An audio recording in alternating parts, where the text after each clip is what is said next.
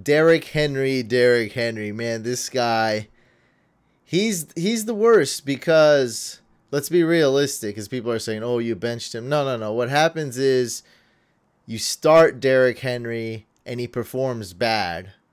And then you bench Derrick Henry when he has a mediocre game. And now you're out the playoffs and you bench him again. So it's just the worst thing that happened.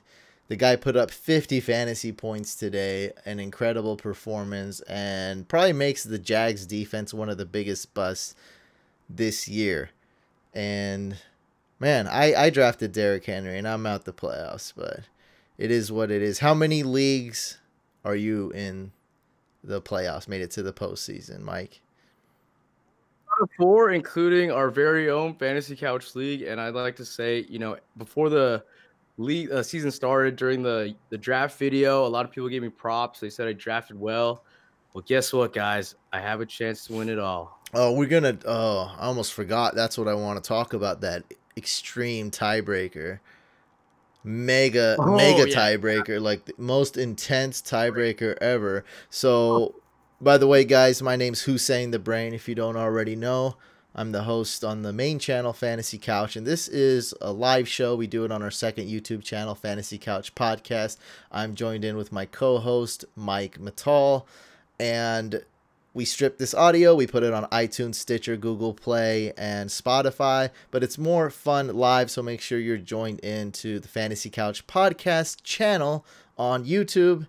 Live show right after Thursday Night Football.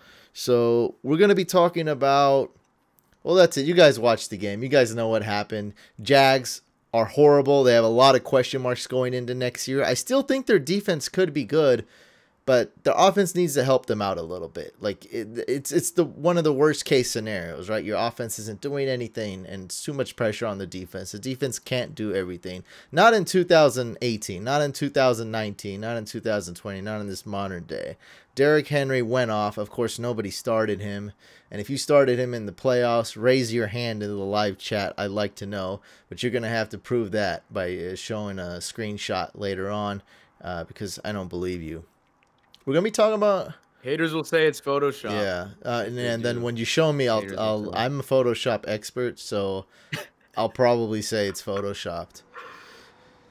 We're going to be talking about how to be a good commish, this crazy tiebreaker that went down, and because I'm honest and obsessive to a fault, so what I did was Cuddy text me, really respectful text, basically, in short, he was being nice, but in short, he was like, why didn't I make it? And I was like, I don't know, I'll look into it, but it didn't stick with me, it didn't feel right, so I actually did look into it. It took me about just under 2 hours to call. Do you think that he thought that maybe you were helping me somehow? No, you know what I mean? Like you changed it? I mean, that may have crossed his mind, but I'm very confident that everyone in the league knows that I'm very have a lot of integrity, Like they know that, like they know I live this, like they know, like a religion, they know that I'm about this life. Like I'm not going to sacrifice my brand, my personal brand, my integrity, and just be like, oh yeah, I'm gonna help my buddy Mike. Like it's a cool little thing to think of, but like I'm just not gonna. You know how it is, right? You used to ask me, but it crossed his mind. It crossed his mind. It could have. No, it could have. No, it's fine. You know how the mind works. If you have a smart mind, a lot of things come to your mind, and I'm sure it crossed his mind. But it's like, you've texted me a bunch of times way back in the day. You'd forget, and I'd be like, nah, I can't give you my opinion. We're in the same league. I never. True. So and that's how I am. If we're in the same league, I can't give you. I don't even give you my opinion. You're like, hey, was that trade good? That's fair. That's me though. And so there's no way I'd help you out. Like I'm rooting for you. That's cool, but no, I'm not helping you out. And plus, even if I would spoil, like if I was out of it and I played you, and I'd still try to beat you, even if that you needed that game. Let's say it's week 13, I'd still try to beat you. So we're gonna be talking about that, setting up leagues, because we're seeing right now. I think we're on a lot of bad league settings are unfolding, a lot of bad commissioners. So we're gonna talk about that. Also, we're going to be taking Q&A, of course, answering all your questions. Just want to say what's up to everybody. Kind of want to dedicate this episode to Jason. What's up, man? Jason is in the building. He always asks, can you show how to use PFF? Can you show how to use PFF? Keeps asking. Well, this podcast, I'm going to show you guys how to use PFF. It's going to be kind of cool on the live stream because I'll have the visuals up, but I will explain auditorily, I will explain verbally how to use PFF too, just how I use it personally. And that's, you know, I'm sure there's other ways to use it and more tools, but time is money. And I use it, you know, I just use most efficiently the quickest way, and I know how. What's up, Beast, of course, with the #1 comment. I love the brain emojis. I don't know if did they have brain emojis like 2 years ago? I don't think they did. I think it's one of the newer ones, like maybe not the latest update, but the one before. So I love the brain emojis, guys. Steve's in the building. Fitness Ninja, what's up, man? Who else? Hazelnut and Alberto. That's it. Not too many people. Small little campfire today. Okay, it's quality. Yeah, it's quality. You've been on Hack My Lineup as a special host. Yeah. You know how insane that is. Yeah, I like it more slowed down, actually, like slow pace. I don't like that. You were not ready for that. You were like, what? Gives me anxiety. You were like, what is going on? How do I host this? What do I do? It's like piranhas. Like you put a little chum bucket and then like piranhas come up and try to eat it. Like that was It's still dope that we got a dope show like that, but it is intense. Yeah. Like people just they don't realize how it is from my end. And you got a little taste of it that one day. You were like, what do I do? When's this over? Is it over yet? Like, did we hack enough? I gotta go. I had dinner. Timo's in the building. What's up, man? So, and we'll also, we'll show PFF, and we have the locks of the week. Guys, our sponsor is PFF, Pro Football Focus. Sign up at profootballfocus.com and prepare to win. We're going to be talking a lot about that. Let's do that right now. So I'm going to switch here. So on the YouTube, I'm switching to a different view so you can see PFF. So one thing I like to do, I'm going to show you one thing that looks cool, one thing that I use, and just fantasy projections. So the easiest one to do is just click on fantasy once you logged into PFF, and then go to fantasy projections. I use this a little bit. This is kind of cool to see, you know, who's better than what. But projections, take it with a grain of salt. Like, don't be like, Ezekiel Elliott, 22 fantasy points. Look, he's not going to score 22 fantasy points. But if you're comparing Ezekiel Elliott to somebody else, that's what's going to help you. Because fantasy is usually about, do I start player A or player B? And sometimes it's about, do I start player A, B, or C? In season long or DFS. Mike, do you agree with what I just said? A versus B or A versus B versus C?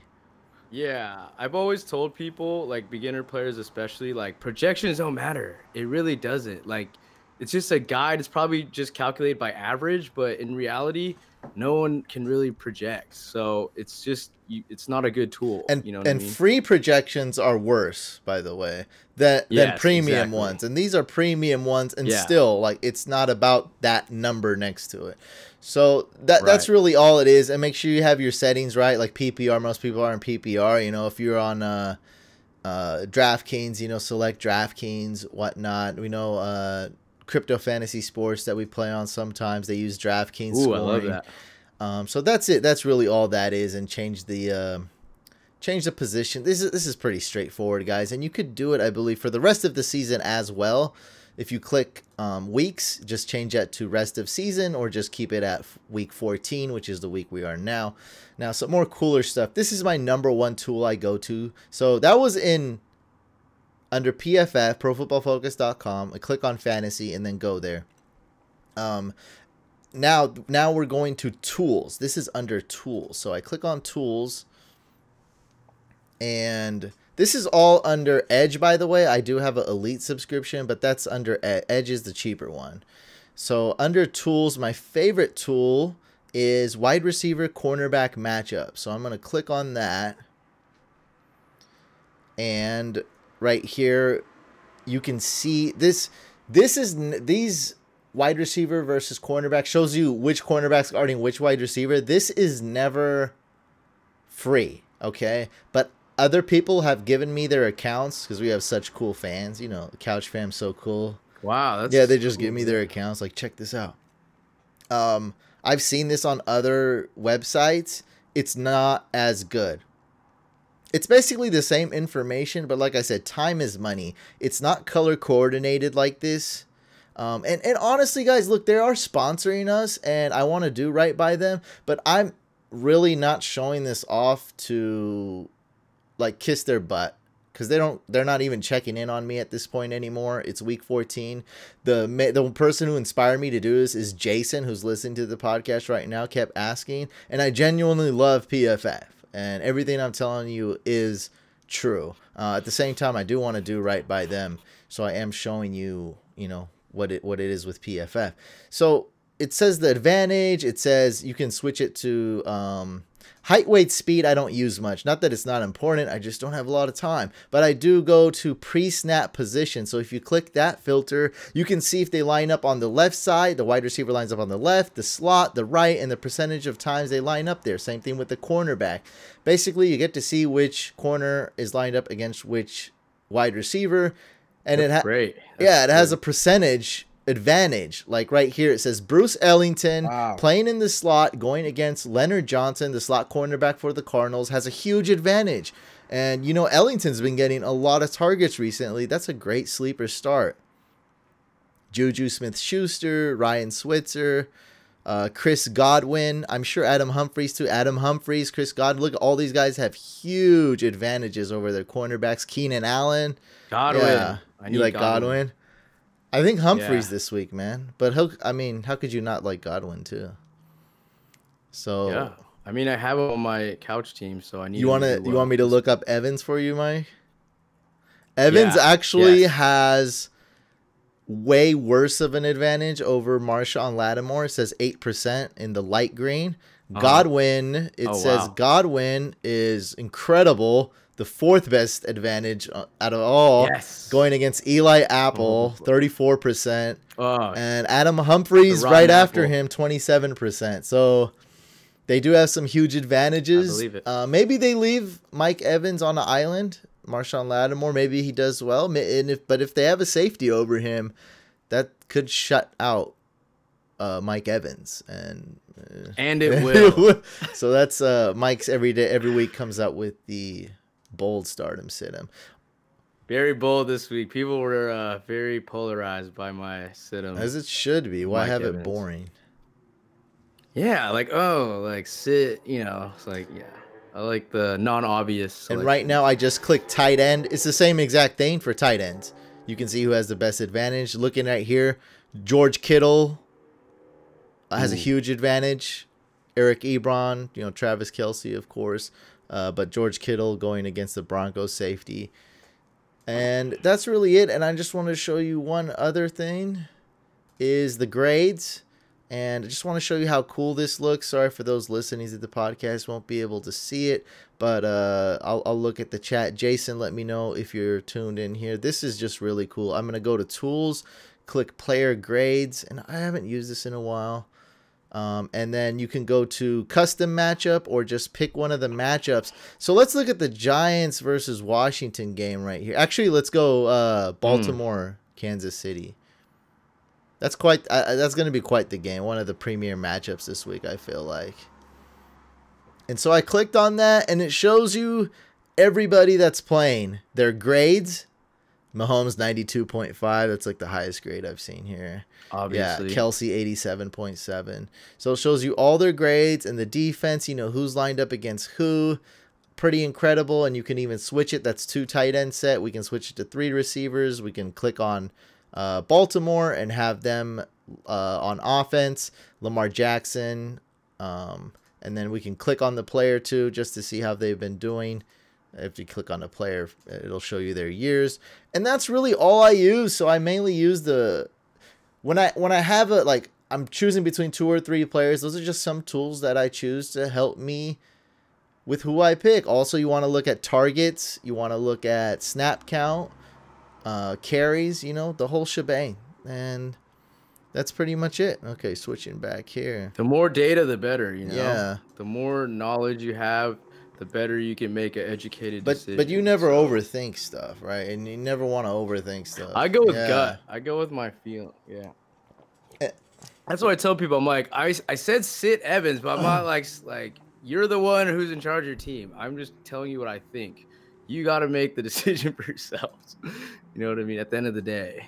Yeah, well, for sure, Jason. You already got this far. Jason says thank you. This is like a podcast just for him. It feels like.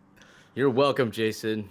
All right, let's do some Q&A since no one's here. Get these out the way. Then we'll talk about how to be a good commish. Steve, what's the start of the season price again? Isn't it like $500? Who is this? I don't know. Wait, what's going on. Next Steve question. Thinks he's someplace else. We have a real question. Luke. Jarvis, Sutton, Baldwin, or Godwin? Okay, bench Baldwin. Okay, now we have 3 left. Sure. Yes. What do you say, Ryan? Yeah, who's the first one? Bench the first Jarvis? one. Yeah, bench that guy. Bench Jarvis. Actually, I like Jarvis, but I like Sutton and Godwin better than Jarvis. Yeah, so it's between Sutton and Godwin. Yeah. You play safe with Sutton, the target master, this week? I would actually, because like, who are they throwing to? They have to throw to him. Like with the Bucks, there's multiple options. Here, it's pretty clear cut, and it's a bad defense. The Niners are horrible, so I think that's the safer, much safer. Or do we go Godwin with what could be a little bit of a shootout? That's true too. The shootout factor. You have Winston will be slinging it. The Broncos, you know, Broncos play defense and give 40 carries to Lindsey and Royce Freeman. You're right. Actually, now that you say that, you changed my mind. You convinced me. That was a good point. I think I'm going Godwin too. It's tough though. It's not easy. It is tough. Like, it's not clear. Sutton is the obvious choice, but it's like he's not. This is who Sutton is. Sutton is Galladay in his rookie year. Like, he's going to be great next year. Amazing. He's not good this year. He's not, guys. The talent is, like, he has the upside. He has the potential, but he's a rookie receiver. We're not talking about, like, Julio Jones either. There's not, like, we're not talking Odell Beckham. That's not him. So, in his second year, we will see that growth, but not this year. The targets will be there, but maybe not the efficiency. But the good part in his favor, though, is that he's tall. He's 6'3", so in the red zone, like, he's their best option, clearly. Yeah, and then you have Matt Lacoste, who's the third-string tight end. It was really just, like, kind of like if somebody really whack is defending him or, you know, kind of blown coverage. You know, just being realistic. Yeah. Steve says PFF is the best for stats that matter, specific stats. Yeah, fantasy stats. Agreed. Too, fantasy. Just everything. Hazelnut says, had to play Corey Davis in the flex. See, that's your first mistake. Thursday night players, you don't flex them. That's a veteran move. You don't flex them. You flex the players that play the latest. So Sunday night, Monday night, players that play in the second wave of games. Because if something crazy happens, and it's very rare, but it does, like, remember Cam Newton got into a car accident? Oh, yeah. Remember Cam Newton didn't wear a tie and got benched? Yep. Remember Leonard Fournette got suspended? Remember Doug Martin did some kind of PEDs and didn't play or something last minute? Yeah. So when that happens, you have more flexibility. You have that flex spot open, and you're able to start more players. And because it's an emergency, there's not a lot of players to pick from in that case. Like, oh, it's Sunday night. Who do I start? Like, if you can only start a running back, that's going to narrow it down way too much. I want to have more flexibility there. So that's your first mistake. I didn't read the rest of your thing. Poopy performance, 3.1. Not a good way to start the playoffs. Definitely not. Beast, should I be worried about Michelle this week? Yes, he's a Patriots running back, but he's still an RB2. Yes. Like, he's still good.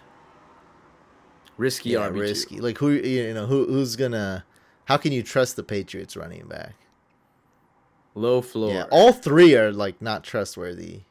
It's yeah. I just don't like the volatility of the Patriots. Like, after you've warned me about this and it came true, I feel like it's definitely something that people need to They're not be scoring careful 40, of. 50 points too, like the Rams and Chiefs either. Yeah. So it's not, you know what I mean? Like it's just not the same. You looked at you've seen Brady's stats. Like he's doing good in real life. I mean, not great in like he's doing like good enough to win. They just find a way Yeah, to exactly. win. That's it. They just find a way to win. And then it's not a James White type of game script. And then you have Michelle, and then there's Burkhead. It's like, I don't know. You don't want a part of that. It's too much, too volatile for this late in the season. You don't want that type of volatility, if possible. If you have a better option. Kelvin Benjamin just signed with the Chiefs. Yeah. I mean, how I put it, Who cares? real. You know, without any sarcasm, no jokes. Sammy Watkins is always injured, and that's why they signed him. And on the Facebook group, you know what I wrote? I think people liked it. I was like, do you guys remember when Des Bryant and Brandon Marshall got signed to the Saints? Because that seemed like decades ago. It was just a couple weeks ago. Nothing happened, guys.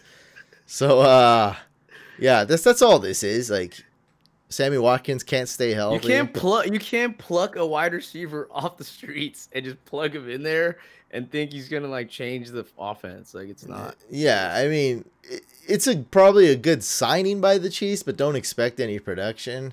And people. It's insurance. Yeah, exactly. Because how about if Watkins gets injured, which is very and another wide receiver gets injured. Now it's like, thank God we have somebody who's been in, who's familiar with the playbook and has been in our system more than, one day.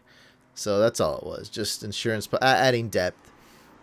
Just like what we do. Just like when people are like, should I add this crappy running back? Like, I mean, if you need an RB5, just to add depth, yeah.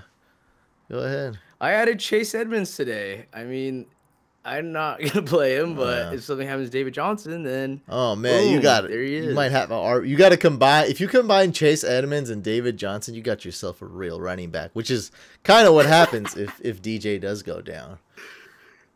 Exactly. You guys with the long comments. I'm gonna stick to the short ones here. Gore or Michelle? See, that's why I like Beast. Beast is live chat MVP. Yeah, is A or B. I'm going with Michelle. Yeah. Okay. If you're comparing with Gore, then yeah, go with Michelle. Like, come on, guys. You didn't get this far with. I have a question. I mean, I have a question for you guys now, including Mike. Ooh. Serious question. I want a serious answer. Serious. Is Frank Gore a Hall of Famer? Yes or no? Yes. What's your do you have a is it a yes more than that or just yes? Just longevity because I mean, he's been he's been a starting running back basically probably for longer than anybody. You know what I mean? Like starting caliber running back. He's still relevant to this day. So just the consistency in his career, you have to reward that. Frank Gore, amazing running back, Niners fan. He was just the rock of the 49ers for so long. His career was basically over. It was a risky draft pick and just somehow ended up being one of the most durable backs I've ever seen in my life and one of the most consistent, reliable backs. I'm going no. Wow. He didn't get the ring. And that just does it for me. Where do we end this? I don't know where people draw the line. I'm obviously have higher standards. It's not the same as in basketball. You can't. That's me. That's me. I'm saying no. In football. That's true. Football's like numbers. You make a good point. Yeah, because it's not a running back. Isn't like the ISO in basketball? Basketball, you have to have rings. For me, I think that was it. There's where I draw the line is different from where other people draw the line. Obviously, the chat agrees more with you.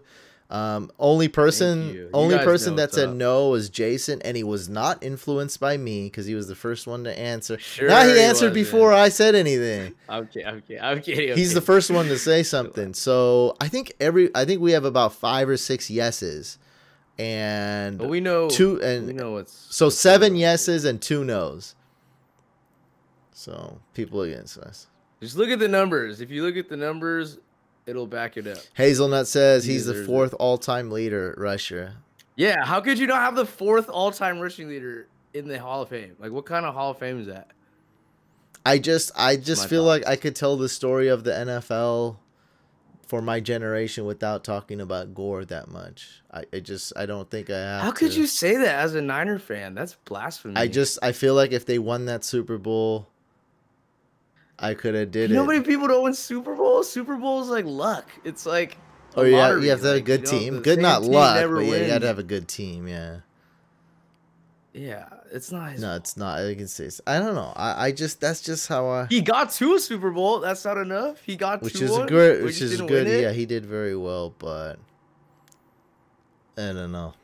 Bar's too high. Yeah, I set Bar's the too bar high. too high. AP Way is too a high. Hall of Famer.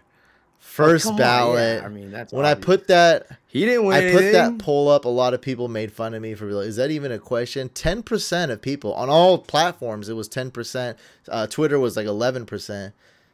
They said no, and I'm sure some were trolls and some were haters, but that's a lot of no's though for AP. Probably some people probably don't even know, huh? Like just don't remember. They're probably too young. Yeah, some of the know. fans are like young. if you're young and you think this is the guy, like if this is the AP you know, yeah, then you don't know. But he was all Barry Sanders is a Hall of Famer without a Super Bowl ring.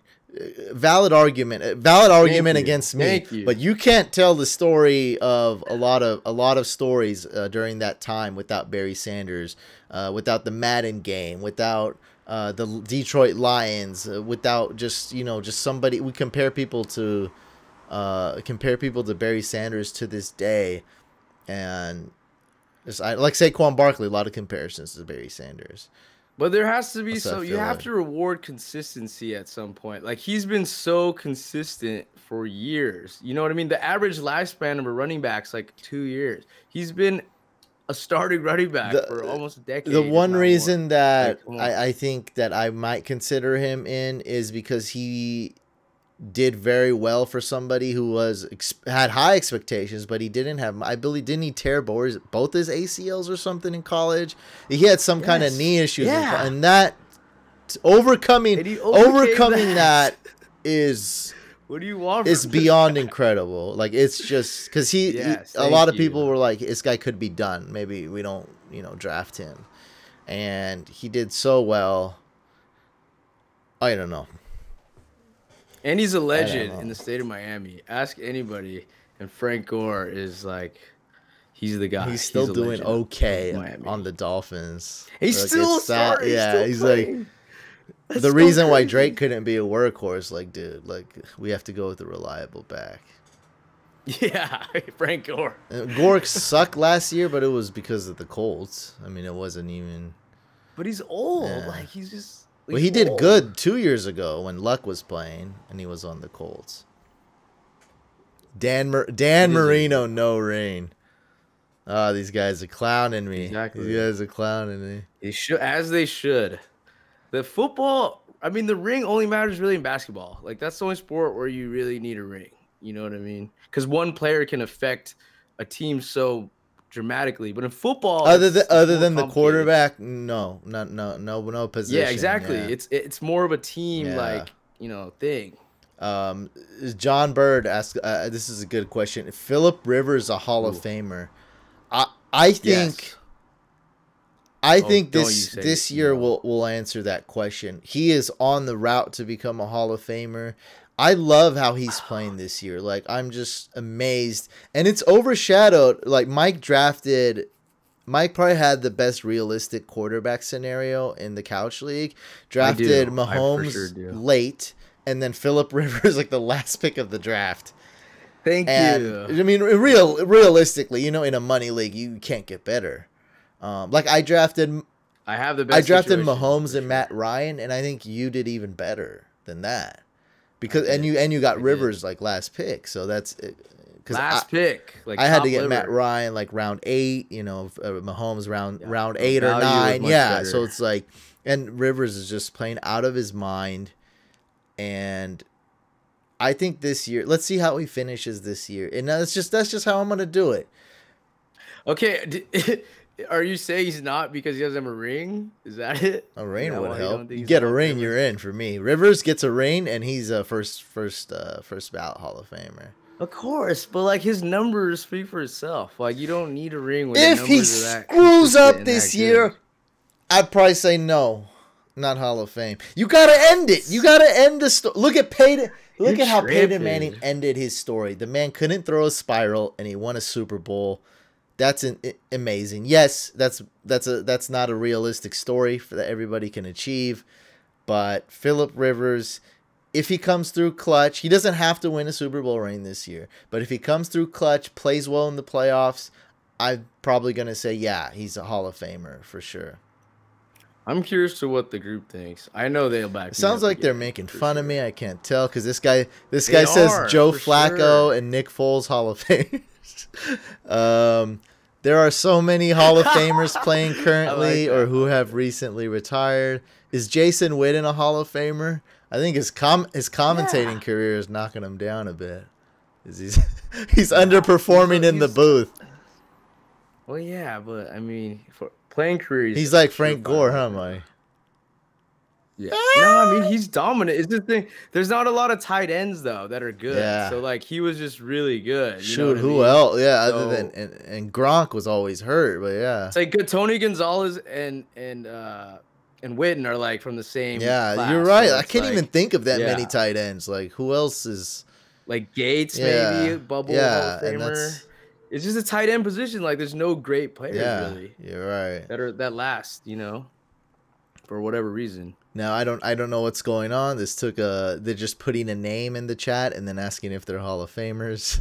They're having fun. That's when we move on. So this is what happened, guys. Glad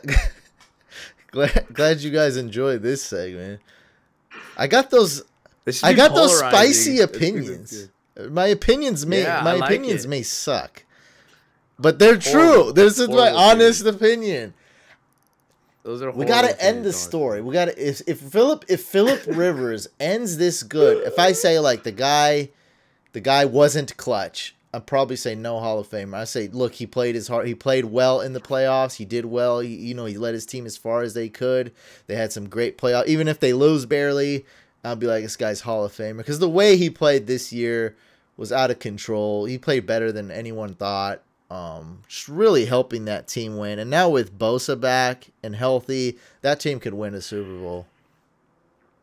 Let's talk about being a good commish, guys. And by the way, a lot of this stuff I see on social media, especially in the Facebook group. If you guys haven't already, go to Facebook and search Fantasy Couch Fam. FAM for family, Fantasy Couch Fam, and join the Facebook group. I'm seeing a lot of crazy leagues and I know a lot of people complaining and stuff, and this could be all avoided by setting up your league correctly. You don't have to join leagues that are this bad. We'll get into that in a second, though. Let's talk about the Couch League. And, Mike, I think I drafted well, except running back. Like, I just didn't have a running back. My other pick's good. Jordan Howard's no, my running back. I have no running backs. Yeah, well, that was where and I'm not saying like, oh, just I'm not making up any weird excuse. I'm just saying like I believe my other position. I did well in the draft and totally completely missed on running back. Just Jordan. What was your strategy though? If you don't I mean this was it. Like it was when I did the last live stream. A lot of fans like really trusted me. They're like, oh, it's luck. Like no, I messed up. Sometimes I say this whole thing in life, in everything, it's 20% luck. You need luck. But it's only 20%. That leaves a lot of room for you doing well. And so I went Jordan Howard, and I still think it wasn't bad over Devontae Freeman. It wasn't bad over Dalvin Cook. And, people name these names, but it was atrocious. It would take out the guillotine, chop off my head, pull my expert card, whatever you want to do, like totally fail. That I was going to draft Melvin Gordon. He got sniped before me. You could have McCaffrey. Yes, that was what I was going to. McCaffrey was a fatal mistake. It was dumb. It was dumb. That wasn't luck. I should have went McCaffrey because I knew he'd be good. Most people didn't know he'd be this great. I knew he'd be good. I thought he'd get vultured. I thought he'd split a little bit of time. I still knew, though, it was a good pick. And I just went Jordan Howard, and it was a horrible mistake. Instead of Christian McCaffrey, I did show up a couple people who were like Devontae Freeman, who were like Dalvin Cook. They would have cost me too. But avoiding CMAC in a full PPR league was absolutely fatal. And CMAC has exceeded expectations. There is no vulturing. Other than a couple Cam Newton touchdowns, there is... Cam's is there, and it doesn't even matter. And CJ, they let go of CJ Anderson. Like, dude, we don't really need a running back. We have a... Why do we have a super. He's like that. Was that Deadpool at the end of that X-Men movie where it was like, just created the ultimate mutant. He's created CMAC. CMAC is the ultimate like created X-Men. He's like, oh, do we need a receiver? Oh, CMAC. We need a running back. Oh, CMAC. Goal line back. Third down back. Everyone's open. Just wait till Let's wait a little bit and throw it to CMAC. Yeah, he's the ultimate PPR back. Yeah, he's the new modern back. I was saying like, oh, you got to be able to catch nowadays for this year. Actually, I was right, but I was a year late. That was last year. Now it's like way beyond that. Now it's like just being able to run is like not even in question anymore. CMAC is the ideal back now. Like it's changed. Like it's not even like, oh, you got to be able to catch. No. CMAC is the modern workhorse. He's the ideal guy. Yeah, you got Saquon and Gurley, but C-Mac may not be number one as far as running backs go, but he's up there. He's elite, and that he's like two. Yeah, he's like two or three. Well, I mean, I'm talking more in general and long term because Saquon might be better in different situations. But yeah, like top three, yeah, for sure. And even next year, at least top five. So it's like when new running backs come into the league. That's what I'm trying to say. When new running backs come into the league, we're going to have to use CMAC as a comparison. Like, is he like CMAC? Is he like Saquon? Like, is he going to be that type of back? Because maybe you only get 7 carries in a game. And that's still could be good for a PPR RB. That's how it is. So we had a tie, and this was insane. So 5-way tie.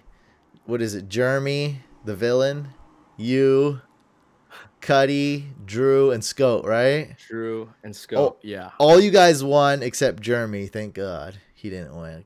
That would have been good. Yeah, because me not making playoffs sucks for me. But if I didn't make playoffs and Jeremy made it, that would suck way more. So I don't even know how his team was playoff in contention. Just to piss me off, dude. Like, how is it so bad? He was talking trash about my rankings during the draft. Not like really like making fun of me or nothing, but he was just like how this rankings is mind-boggling. How is LaShawn McCoy not the best running back in the draft? I'm like, dude, are you serious? He's on the Bills. He also thought Carlos Hyde would finish as a top 12 running back. Not even top 42, ladies and gentlemen, after tonight.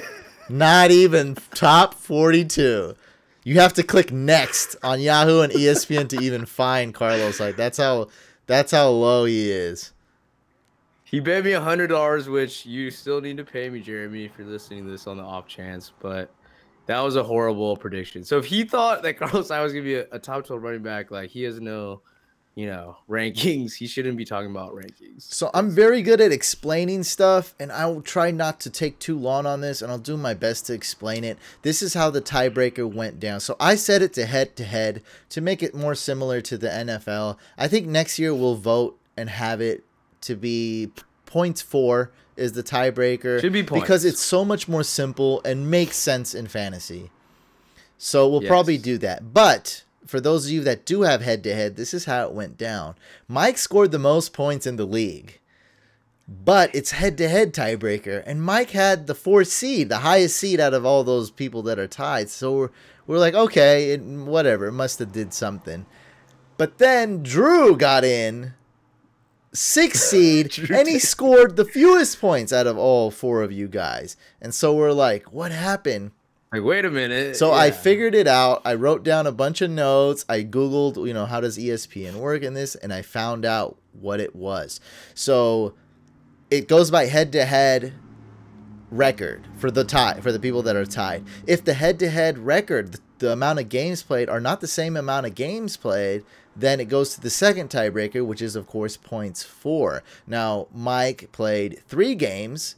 Two other people played 4 games, and then Cuddy's the one who didn't make it. He played 3 games as well. So the computer goes, who has the highest seed? So the tie is for the 4th seed. Who has the 4th seed? it goes, okay, the first one we can't do because they play different amount of games head to head. So we're going to the second tiebreaker, points 4, which is you, Mike, because you scored the most points in the league. Number 4 seed awarded to Mike.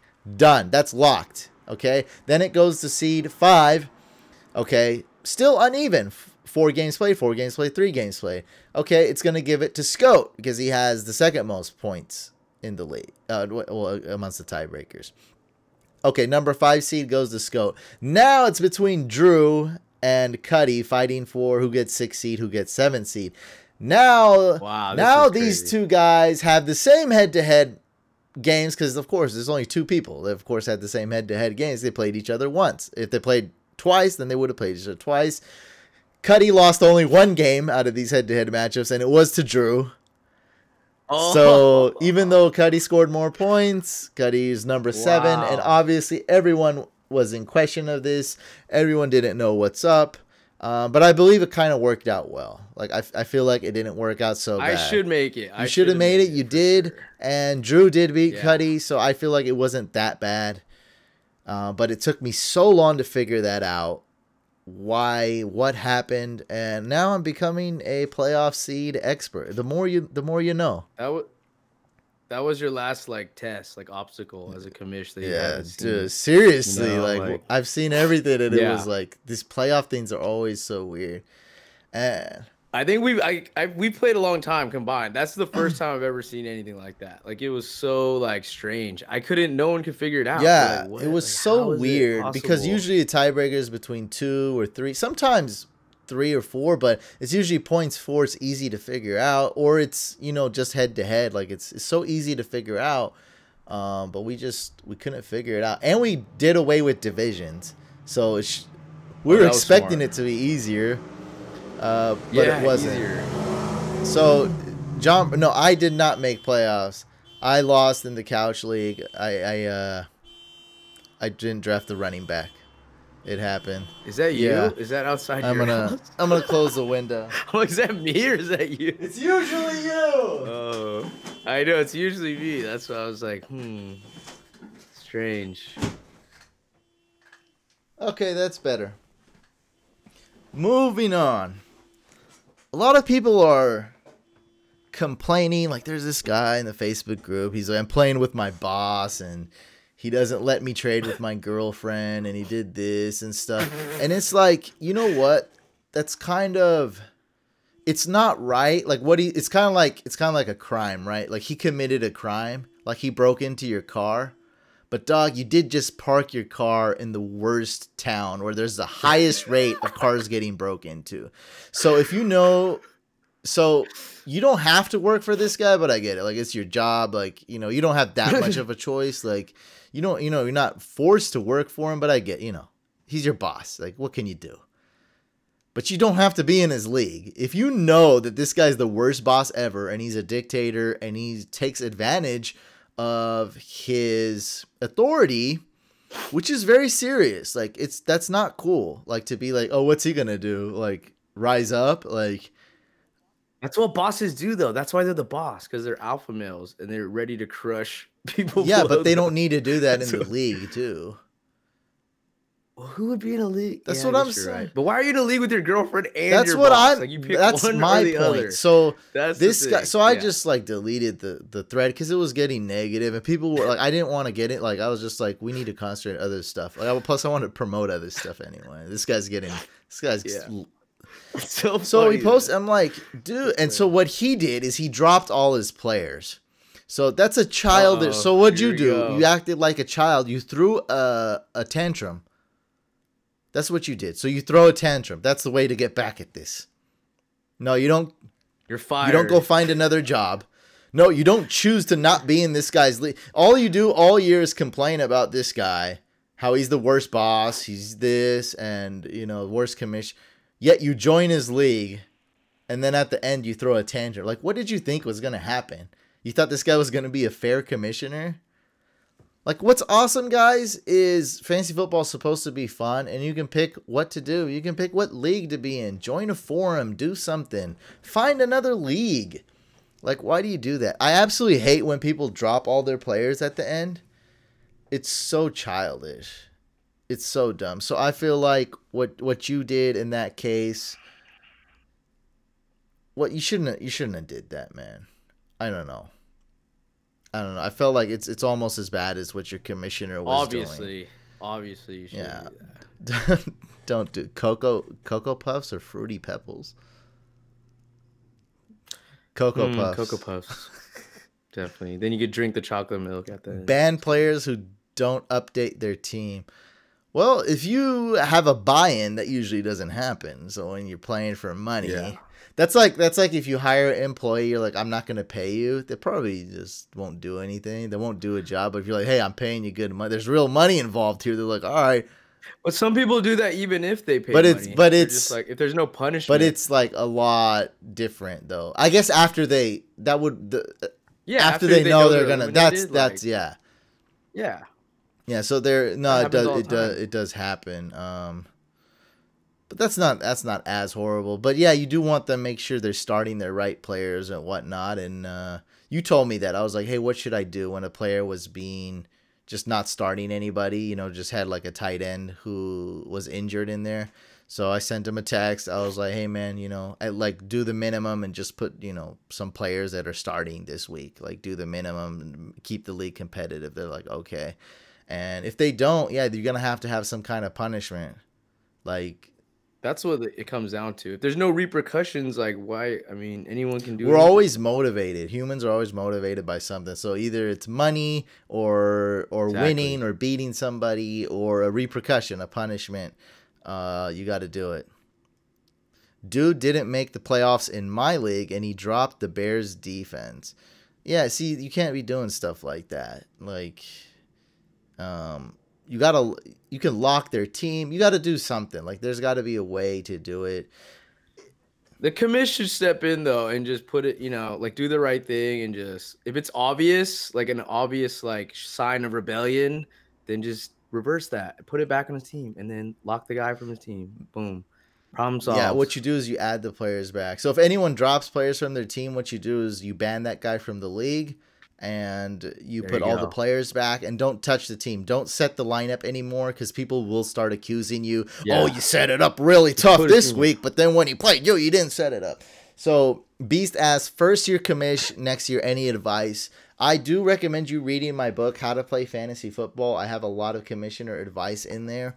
Being a commissioner is much, much more difficult than you think it is. Mike, you commish of any leagues? I am not. It's luckily very difficult, guys, because every year you have to deal with something, whether people not paying up. So make sure they pay up. That's probably the first advice I would give. Make sure everyone pays up on time and early.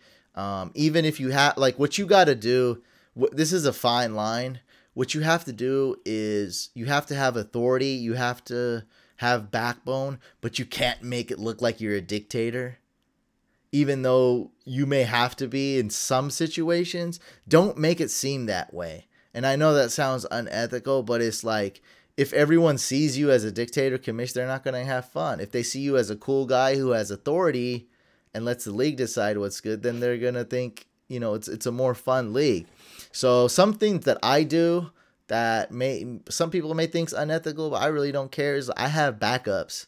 I have, what do we call them? Like reserves? Or like emergency people, the owners. So in case some people don't make the draft, I have one or two people next in line, because the league's always more important. So I always have that stuff, man. And yeah, just there's so much advice, and I do recommend you reading the book because there's a lot in there. But that's probably the first thing I would recommend is make sure the league fees are collected, and if somebody drops their players, add them back. Lock the team, ban them, and don't set their line. Just set their lineup that one time and leave it, and that's it.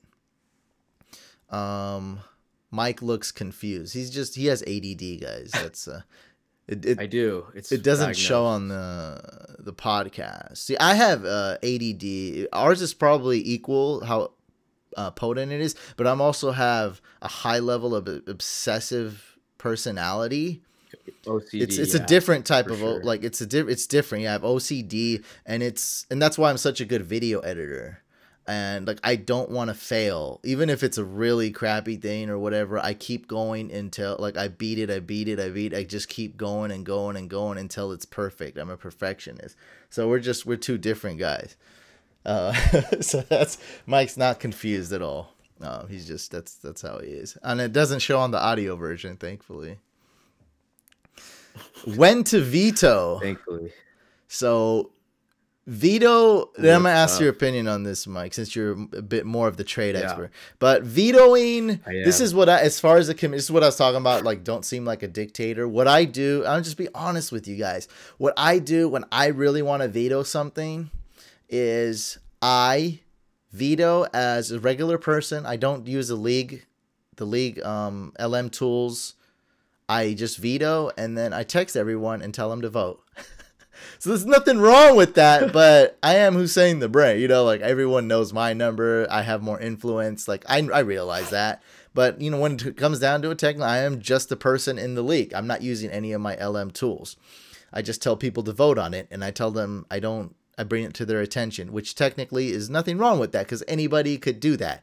Realistically, though, everyone doesn't have everyone's number. I do. And like I said, I'm the commish, and, you know, I'm a Y-list celebrity. YouTube upcoming Z. That's last year. I way past Z after 10K. 10K subs, way past Z. It's fair to say. We're almost at 25K subs. So that's what I do. I'd have the veto set, and you know, this is very, like, you could change it. So let's say there's 12 teams. I'd have the veto set at 6, so 6 votes needs a veto. I'd have it like that because it's kind of like the 2 people already did it. I just have it at 6. That's what you can have it at 7 if you want, but I'd have it at 6. I think that's fair. So what I want your opinion on, Mike, is, you know, what you think about that, and also, should you just do away with vetoes? Because having the veto option could promote more of a trade hating league, which is what Couch League is. It's a trade hating league. I have a great answer to this. So in my league, one of my leagues that I'm in, to do the veto properly, so we each got 2 vetoes total to use for the year. So there's a cap on vetoes. So like that means like, you're only really going to use your veto if you really believe it, you know, like you're strongly against it. Interject really quick. So there'd be some kind of repercussion if the same 2 owners keep proposing the similar trade over and over. That would be frowned upon. Well, in our league, people just didn't do that, you know, like, obviously, like, that would be because you guys are decent. An obvious thing you that guys they're are doing. decent. Yeah, no one abused it, you know. But the thing is, when we implemented that, no one vetoed. It was surprised, like no one ever vetoed. When we had a cap, no one used That's them. awesome, that dude. That's a good compromise. Yeah. Because now a veto is like, it's a big deal. Like, you have to use it. Yeah. Like a challenge. It's like a challenge flag. Yes, exactly. So like, say, just give people 2 or 3 vetoes and then watch. So because now you have to think about it. You can't. It's a strategy now. You can't just throw out the challenge flag. Throw out the veto flag every time. Like, you have to, you know when and when not to use it. But the great part was it opened up like no one would ever veto. Like, everything went through unless it was like obvious, you know. So some stuff is incorrect with what John Bird is saying. So just to clarify this, and you can probably add some to this. So John saying, people hated me last year because I allowed a trade that consisted of Mike Thomas for Deshaun Watson. The issue was that the guy accepted the trade before Deshaun got injured, and I processed it anyways. So just let's make this easy. Don't process anything. Just let it ride. That's how you don't look like a jerk. There's so many ways. There's so many ways where you could look like a jerk. Look, I've probably looked like a jerk as a commish. I don't remember because I've probably made so many mistakes, but they're probably over 5 years ago. I keep learning and improving, but I've been a commish for several years in several leagues. So all you do is just be like, hey man, it's out of my power. I let it. You might be the best commish there is, honestly. Like, you might be the ultimate commish, I would say. And I mean, I think I'm pretty good too, because I learned from my mistakes. Like, I'm not perfect. I go on the YouTube channel. I say all the dumb stuff I've done.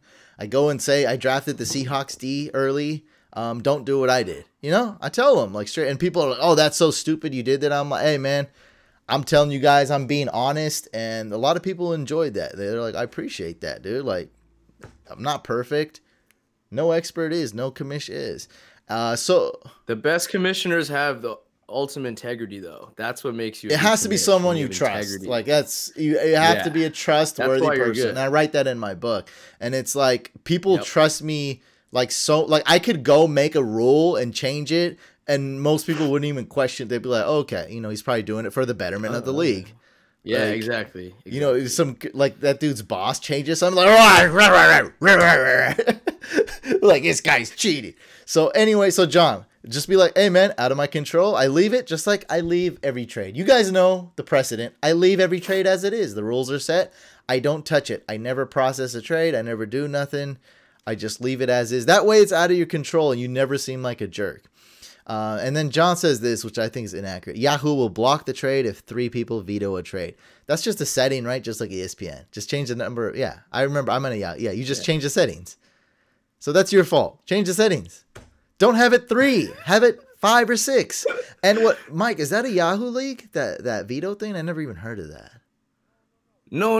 It's just like amongst yourselves. Amongst ourselves. Dude, I never even heard of that. That's so awesome. Simple, and right? It's so dope because it's so comparable to the challenge flag. Yes. It's like real football. And that's what you, as a fantasy owner, you are owner / manager / coach. And it's like you have that power to veto a trade, which is so like I'm gonna pull out that challenge flag and throw it. Like, oh no, you're not gonna collude.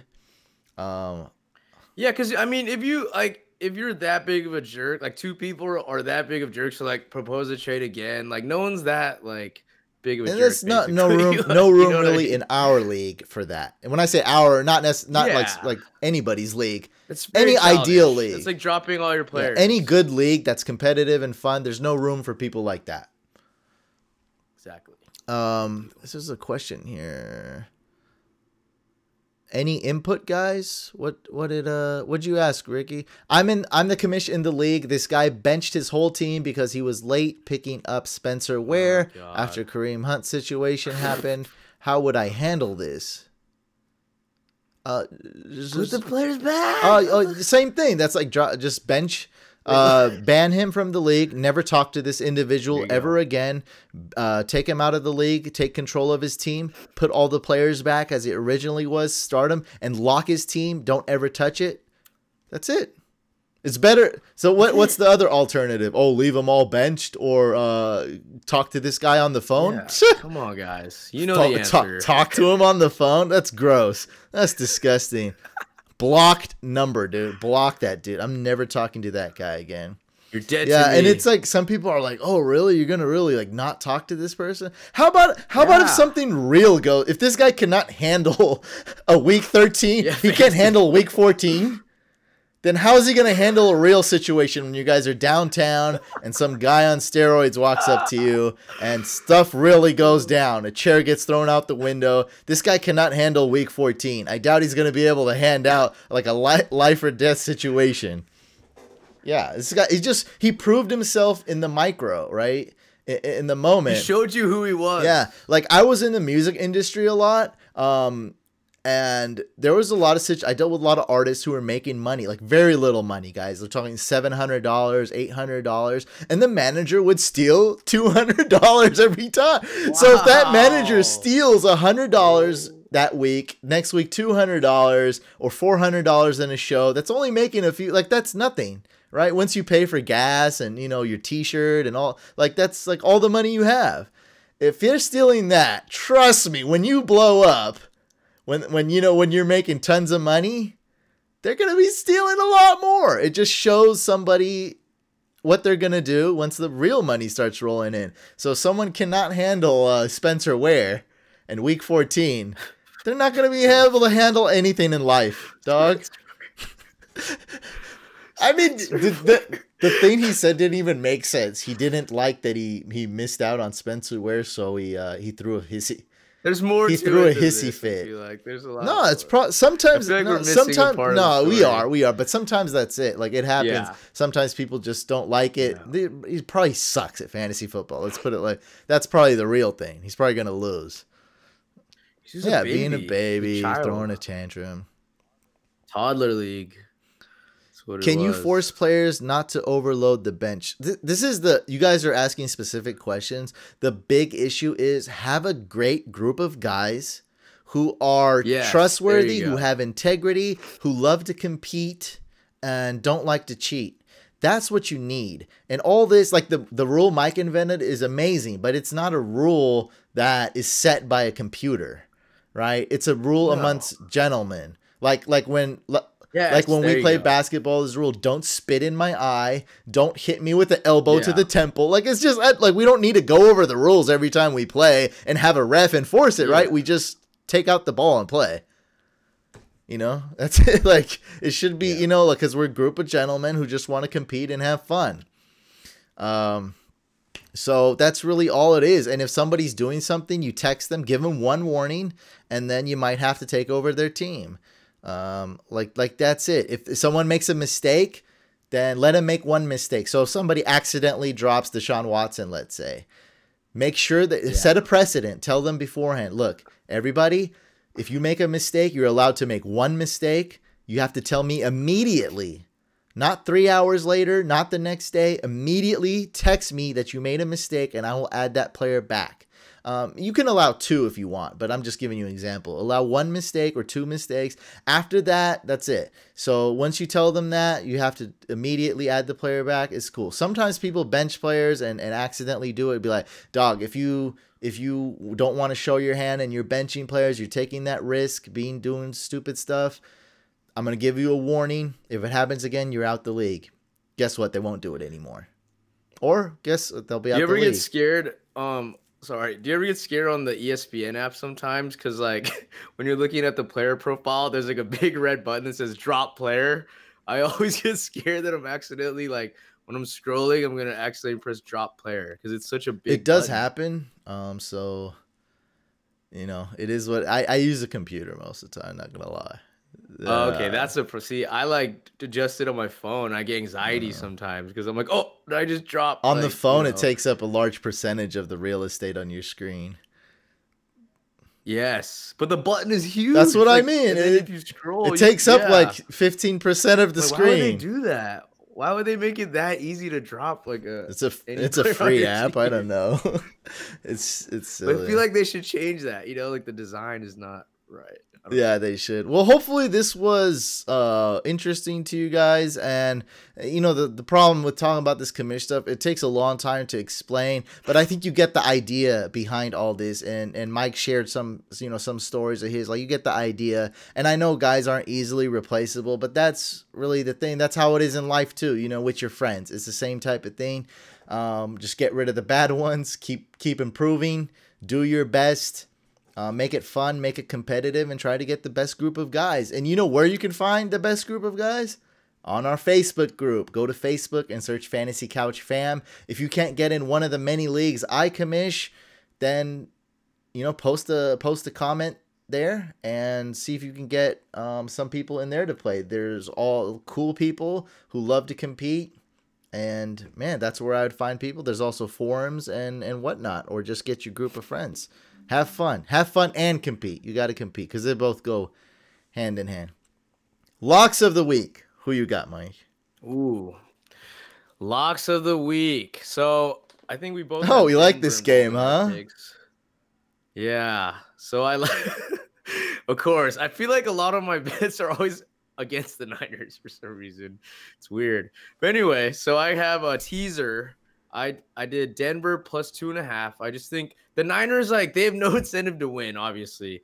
Like, I don't think they're dumb enough to accidentally win so they don't get the number 1 pick. So if they were smart, they would just keep losing and get the number 1 pick. Like, you might as well do that if you're going to be this bad. So I think no matter what, they're definitely going to lose.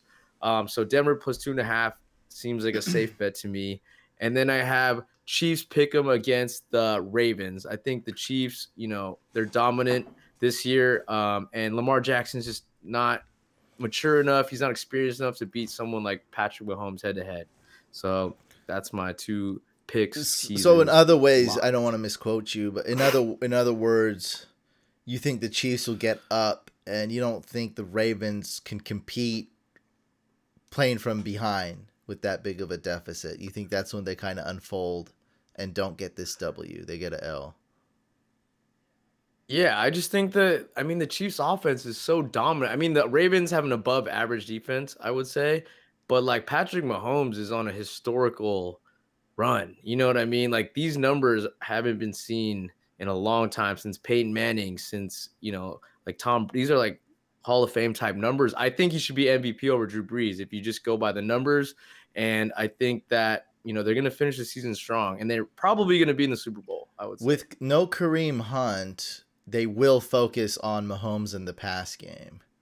Easier said than done, though. Because even Ware might get, if they do that, even Ware might get, sneak in a couple plays, though. It's not like he didn't look good last week, but, let's give him another week. He might do some things. He might sneak in a touchdown. Mahomes is matchup proof at this point. Like you can't even think about it. You have to start him. It's like he's going to get at least 3 TDs. Like I could confidently say that every game. Well, I'm going with the same game, Denver, Frisco, under 45.5.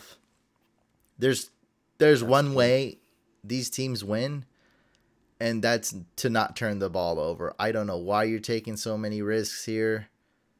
Just don't turn the ball over, Mullins. Don't turn the ball over, Keenum. I think that will be the game plan. Sure, there'll be some 9 routes, some deep shots. Other than that, though, it's going to be Phillip Lindsay. It's going to be Wilson. A lot of Lindsay, a lot of Wilson, a little bit of Royce Freeman. Over, under. I'm going under 45.5 Broncos. We had another good question. I really want to help you guys out. So Ricky is actually the same thing again. I'm like not answering the question, but I'm giving you advice.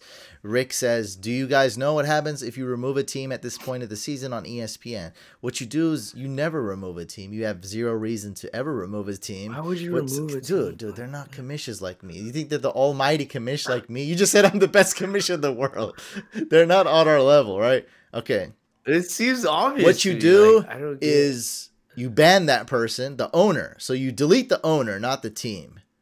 And then you lock the team. I've never locked a team, but there is an option you can do that. It's easier. So you set their lineup, you leave it, you lock the team, and you get rid of the owner. So that way there's nothing to do. You don't have to do both. You can lock the team and keep the owner, or you can get rid of the owner, which essentially nobody has any control over it. And you set that lineup right there. You put as many healthy players in, or you leave it if it's like a decent lineup, and never touch it. So that way they can't accuse you for being biased or changing it. Like, let's say their lineup is decent right now. Just lock it. Or if they messed it up, to put it back to how it was, before.